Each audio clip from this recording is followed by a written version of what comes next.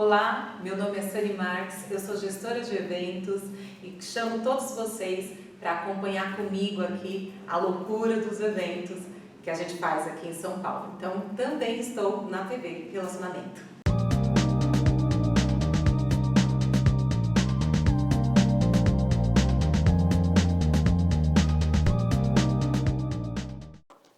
Olá, internautas, iniciamos mais um programa Você é Top.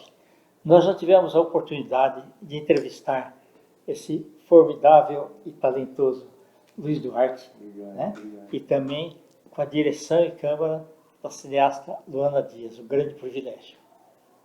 Luiz, nós falamos outra vez sobre a sétima arte do cinema e eu queria que você falasse sobre os outros dois mundos diferentes que acabaram entrando na sua vida, que é o teatro e a música. Então, fica à vontade para falar.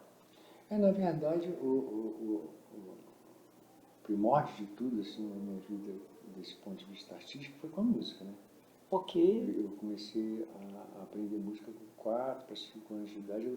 Eu fui alfabetizado lendo música antes de ser alfabetizado em português. Assim. As partituras? Exatamente. Interessante, perfeito. Eu solfejava lendo a partitura sem ter aprendido ainda a ler. Interessante. Ser alfabetizado na língua. Perfeito. Então, aí eu tive formação clássica, erudita, estudei piano, né? Estudei harmonia com Guerra Peixe, né? Interessante.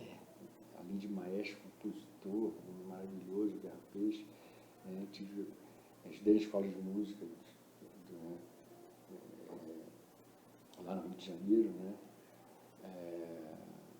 Que é da UFRJ. Tá. Né? Então eu tive toda essa formação mais acadêmica, mais erudita, mais clássica e tal, mas em determinado momento eu passei a usar todo esse conhecimento para a música popular, até porque eu tinha vontade de cantar.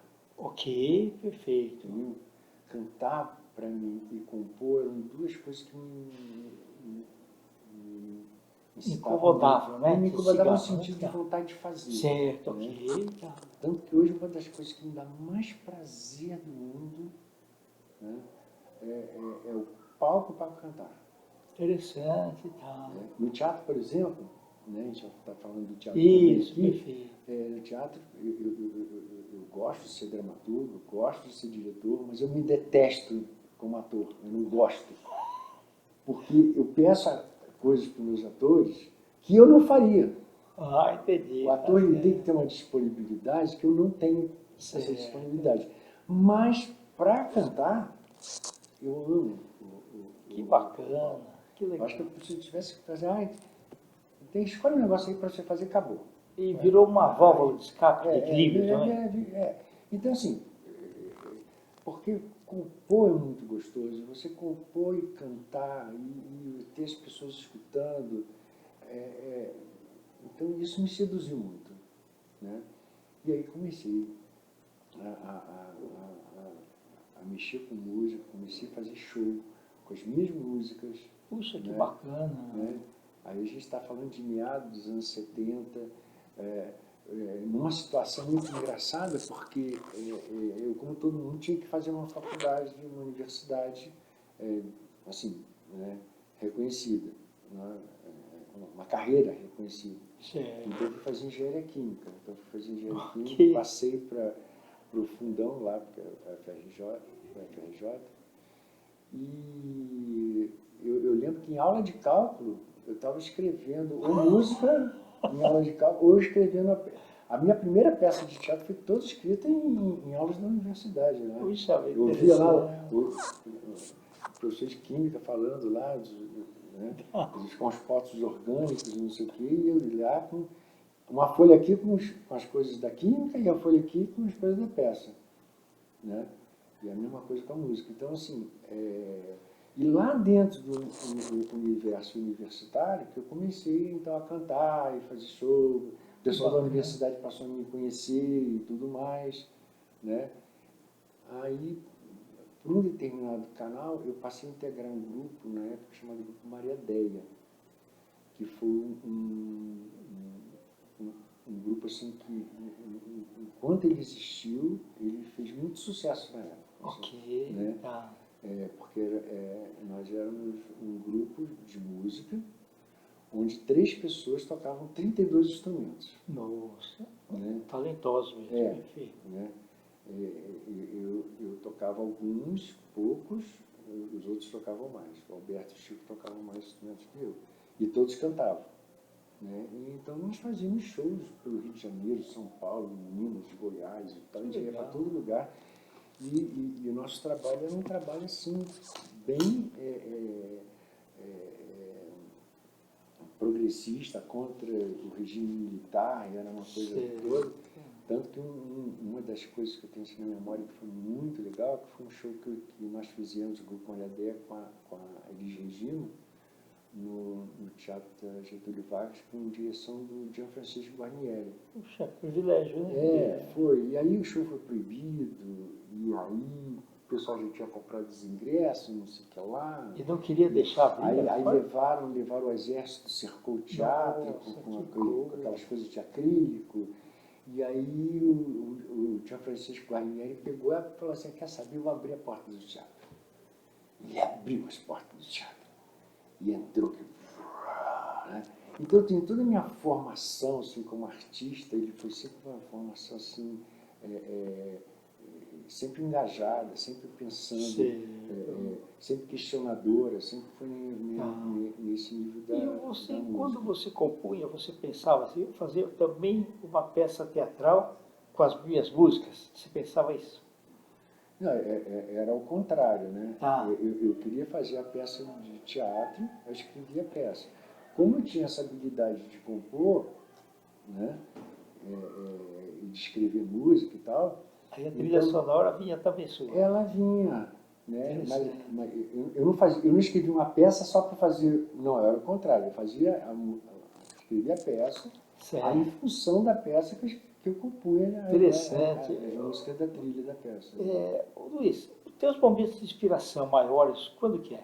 É de manhã cedo, é de noite, de madrugada, a hora que você está tomando banho? Quando que vem aquele momento de inspiração? Olha, é meio complicado falar disso pelo seguinte, porque tudo na vida, tudo que envolve o nosso cérebro, ele faz parte do que a gente exercita, do que a gente vai criando habilidade naquilo. Certo, né? ok. Ninguém nasce pronto para nada. Sim. E todas as pessoas são capazes de fazer qualquer coisa. Não tem ninguém que fala, é predestinado a fazer isso. Não, não tem. Se você pegar aquilo para trabalhar, se você tiver amor por aquilo e focar aquilo, você vai se tornar um grande profissional naquilo ali. Então, isso é um fato. Então, uma das coisas que eu sempre desenvolvi em mim foi a coisa da criatividade. Eu gosto de inventar coisa. Ok. Eu gosto de inventar coisa dentro de casa, um negócio assim. Essa torneira fica melhor se eu fizer não sei o quê. Aí eu invento lá um jeito que não tem ninguém que faça aquele negócio. Né? Eu gosto de inventar. Né? Isso foi desde criança que eu tenho esse negócio. Então, isso, e como tudo na vida que você vai criando uma habilidade, eu fui criando essa habilidade do criar. Então, o olhar que é um pouco diferente, né? O olhar, você tem que ter não é só o olhar de usuário, é o olhar de... Se eu tivesse feito isso daqui, como seria? Você tem que ter um suporte de conhecimento tecnológico, do saber daquela coisa. Na música, então, tem que ter um chão. Né? No teatro, você tem que ter um chão. No cinema, você tem que ter um chão desse conhecimento. Mas a criatividade, você tendo esse chão, você tem as ideias, elas são fruto desse exercício que você faz, da criatividade. Né? Então, isso acabou virando uma coisa tão forte em mim, assim, que não tem manhã, tarde e noite, é o dia inteiro. Assim. Entendi. Aí eu comecei a colecionar, a gravar e tal, quando achava uma ideia boa. Então, hoje em dia, no meu computador, eu tenho mais ideias que envolvem cinema, teatro, música, televisão, eventos, invenções mesmo, porque eu tenho invenções patenteadas no EPI. Interessante. Né? Com 3 invenções você já vira inventor, né? Pela lei. Certo. Então eu já tenho muito mais já. Parabéns. De coisa. Então, assim, acaba sendo o dia inteiro. Assim, então eu tenho mais coisas dentro do meu computador do que eu tenho vida para conseguir fazer. Está ali dentro de ideias. Parabéns. Acho que você precisa terceirizar alguma coisa, então. Tem a vez, né? Tem muita coisa lá. Ô Luiz, e o livro que você escreveu, então ganhou também o prêmio Jabuti? Do que falava o livro? Então, esse livro foi, na verdade, eu escrevi uma peça de teatro, né, que chamada Irmão Grimm, né? E essa peça, na verdade, eu escrevi junto com a história, que é a história do livro, né, a parte literária. Então, elas meio que nasceram juntas. E eu fiz um trabalho, foi um trabalho que insano na época, eu não sei se eu teria força hoje de fazer esse trabalho que eu fiz.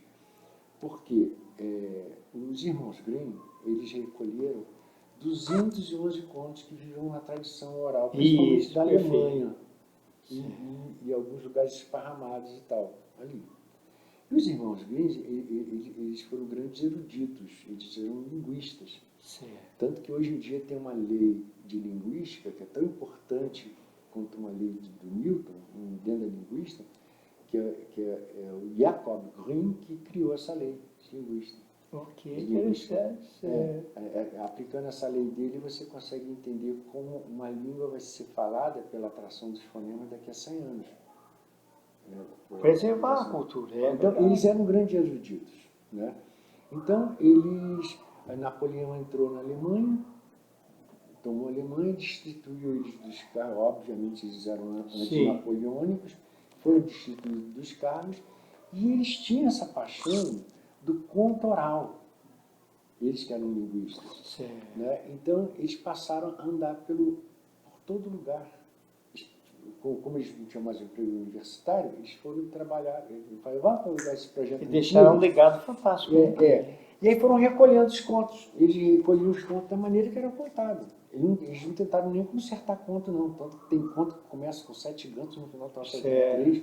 E cadê os outros? Não, eles não tentaram consertar os contos. Né? Então, assim, toda a coisa dos irmãos Grimm sempre me atraiu muito. Né? E na outra ponta, tive um cara que chegou à psicanálise dos contos de fada. Sim. Que o livro todo dele é fundamentado nisso. Como esses contos, que ficaram cristalizados durante tantos séculos, você vai contando, você aumenta um ponto, você vai contando, você aumenta um ponto. Mas chega uma hora que aquilo ali fica tão perfeito, que não tem gordura mais para você jogar fora e não tem mais o que se inventar. Então aquilo ganha uma forma tão redonda, tão perfeita, que aquilo se mantém daquele jeito. Então você consegue contar uma história, sei lá, da Chapeuzinho Vermelho, por exemplo, da mesma forma. Sim, exatamente. Sem mudança. E aquilo acaba tendo um porquê psicológico que está por trás daquelas relações todas das personagens. Né? Então isso me fascinava muito. E eu descobri um pesquisador russo chamado Vladimir Prop. Ele escreveu um livro fantástico que foi A Morfologia do Conto Fantástico. Então, nesse livro, A Morfologia do Conto Fantástico, ele fez isso com contos russos. Tá? Ele criou fórmulas matemáticas. Interessante, né? Ele criou, você pega o livro, você tem que saber matemática para lidar com a dramaturgia do negócio. De criar a curva dramática, de criar o porquês, não sei o que lá. Né? Então ele criou toda uma formulação matemática para se lidar com dramaturgia a partir dos contos, no caso dos contos russos. Mas é interessante porque qualquer um pode pegar a mesma linha de raciocínio, né? E não perde o jeitão, né? Então, assim, aí eu falei assim, quer saber? Vou fazer um projeto maluco. Aí que está o projeto que eu não sei se eu teria coragem de fazer hoje em dia.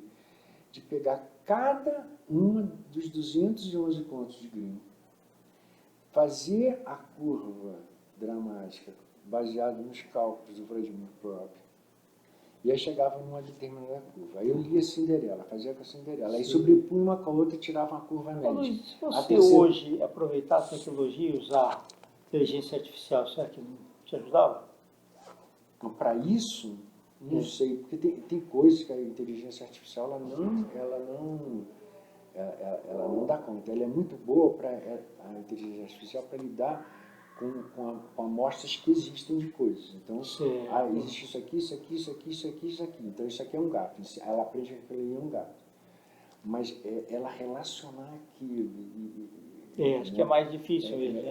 E essa Principalmente consciência porque da coisa envolve equações, envolve... ainda vai demorar muito para ter essa coisa do salto quântico do cérebro. Né? Perfeito. Entendeu? Ainda vai demorar um pouco para Legal. isso. Né? Então, assim, então eu acabei escrevendo uma história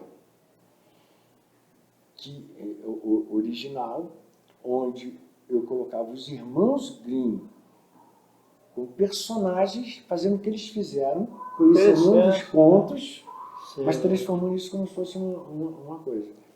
Então, E ganhou prêmio, né? a peça ganhou vários prêmios importantes, tanto no Rio de Janeiro quanto aqui em São Paulo. E o formato de livro me deu o prêmio Jabuti de literatura, que foi uma coisa maravilhosa. Não, maravilhoso. Inesperada. E você não quer parar de trabalhar, né? Não, de forma nenhuma. Eu tenho 1 quilo de coisa lá para fazer dentro do computador, não tem. E o teatro, ele é assim, uma paixão absurda na minha vida, né? Porque só quem é do teatro que consegue entender o que é você estar em cima de um palco, naquela caixa, ainda que com o teatro vazio, sem ninguém. Certo. É uma coisa que só quem é que consegue entender. Não dá para explicar isso para uma pessoa, esse amor, essa coisa. Entendeu? Então, assim, o teatro é fascinante, porque o teatro, você conhece. Tudo bem que show, você faz show, as pessoas batem em você nas suas costas, gostam muito de você, te aplaudem e tal, principalmente os superastros, né, da música e tal. Mas o teatro não, o teatro, como tem aquela peça, a peça tem um contexto, a peça fala de alguma coisa, às vezes a peça está tratando de assuntos que são extremamente existenciais, abre uma discussão de 3 horas, a peça de 1 hora de duração abre uma discussão de 3 horas de duração. Sim. Então, as pessoas que elas querem, e nunca o espetáculo é igual ao outro. É verdade. Nunca. E é um organismo vivo aquilo, né? Tudo ao vivo. O cara caiu, escorregou. Faz parte aí. E se o pessoal aplaudir muito, repete aquilo depois. Exatamente. Acontecem coisas malucas que só acontecem no teatro. Em nenhum outro lugar acontece. Verdade. Ô, Luiz, como é que o pessoal te acha nas redes sociais? Me procurando Luiz Duarte Rocha, que é meu nome assim, completo, Perfeito. Tanto no Facebook, quanto no Instagram, quanto no YouTube. Tá certo. Basicamente é isso. Tá bom. Gratidão, viu? Muito obrigado por você ter compartilhado aí uma parte da sua genialidade. Não, briga, que é isso. Obrigado. Internautas, meus agradecimentos, então, a esse fantástico homem das artes, né, envolvendo teatro, cinema e música, né, e um monte de outras coisas. Luiz Duarte, nós finalizamos mais um Você é Top. Grande abraço e até a próxima.